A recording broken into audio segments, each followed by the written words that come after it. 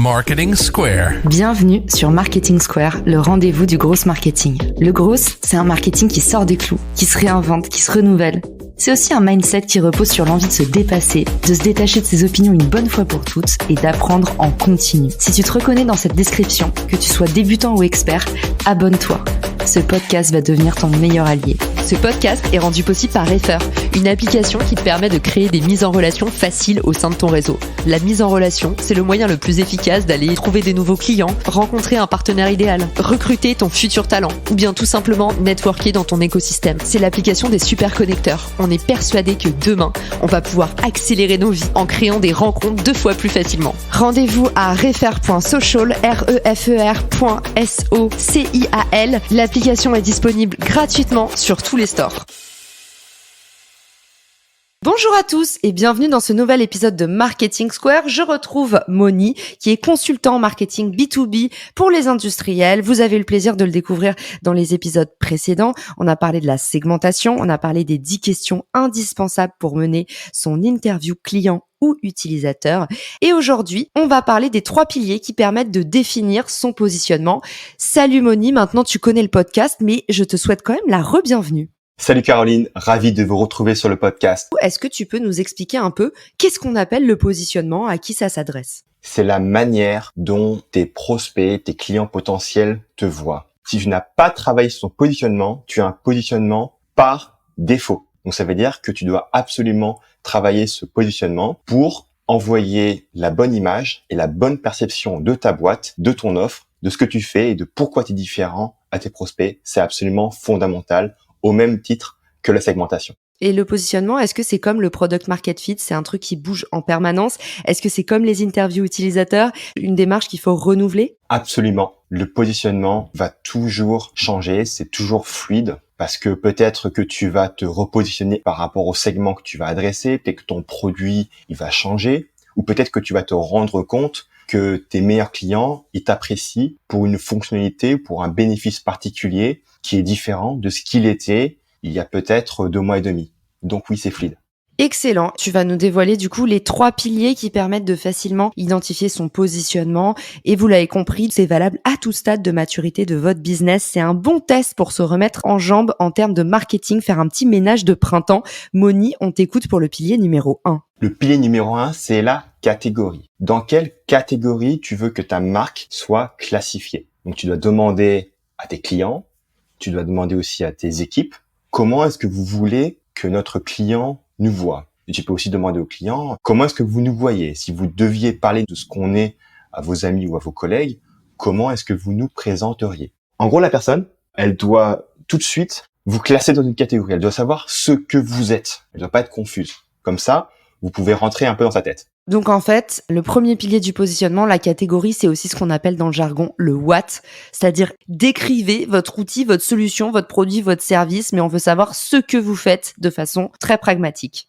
Tout aussi important, c'est la proposition de valeur. Ce que tu fais pour le client, c'est le bénéfice unique que toi, tu apportes à ton client. Et ça va expliquer pourquoi il va acheter chez toi et pas chez un autre fournisseur de ta même catégorie. Quelques exemples. Teste ton message marketing auprès d'audiences cibles B2B en quelques heures. Deuxième exemple, automatisez vos campagnes publicitaires pour générer plus de revenus. Donc j'insiste sur le fait que ça doit être unique comme bénéfice. Sinon, vous ne vous différenciez pas de votre concurrence. Et la proposition de valeur, du coup, la question qui permet de la trouver, c'est quelle transformation permettez-vous d'atteindre ? Et on se concentre sur le résultat. J'ai l'impression que pour le pilier numéro 3, on va peut-être enfin parler du why. En tout cas, c'est sûr qu'il est quelque part dans le positionnement. Le troisième concept, c'est la narration stratégique. C'est un concept popularisé par Andy Raskin et il a 5 étapes. Étape numéro 1. Tu parles d'un grand changement dans le monde. Avant, il y avait un ancien jeu. Il y avait une manière traditionnelle de gagner. Mais le truc, c'est que le monde change de façon perpétuelle. Tu as des nouvelles technologies qui arrivent. Tu as des nouvelles attentes clients, tu as des nouveaux comportements. Donc maintenant, il y a un nouveau jeu et il y a une nouvelle manière de gagner. Donc il y a un avant et un après. Tu dois décrire précisément qu'est-ce qui change dans le monde et tu dois montrer le contraste entre l'ancien jeu et le nouveau jeu. L'exemple, c'est celui de Salesforce qui a dit à l'époque, le software tel qu'on le connaît est mort, le futur est sur le cloud. Donc l'avant, c'est le software hébergé dans des grosses machines très très chères à mettre à jour. Et le futur, c'est un software en mode SaaS dans lequel c'est très facile d'avoir des mises à jour.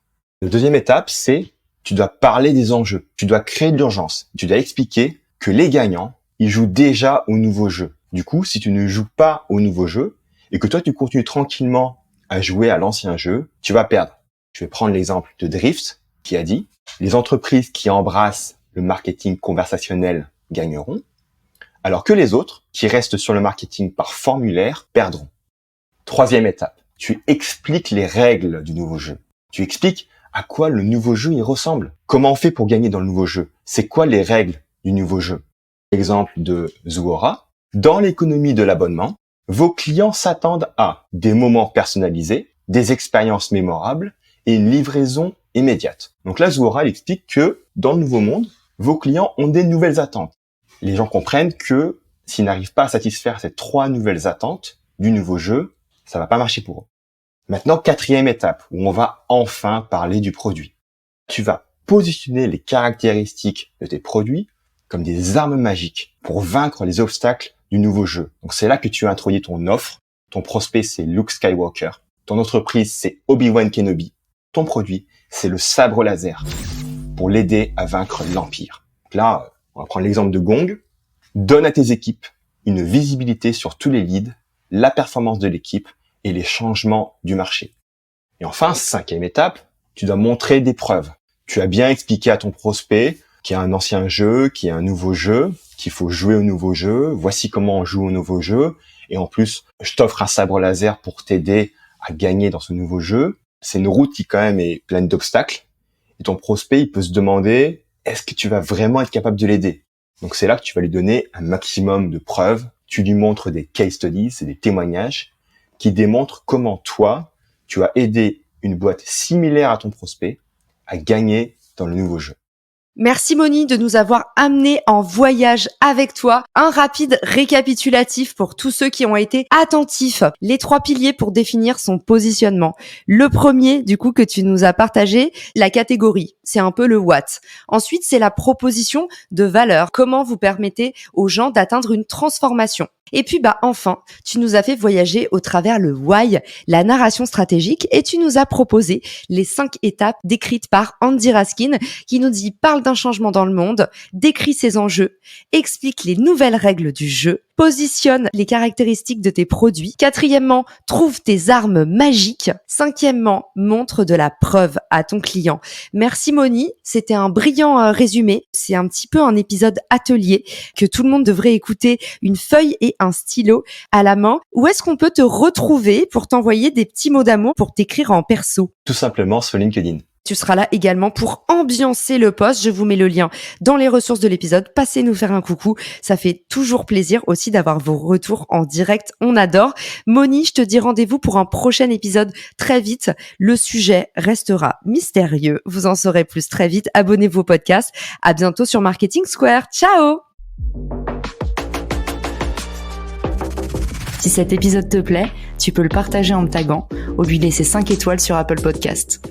Marketing Square.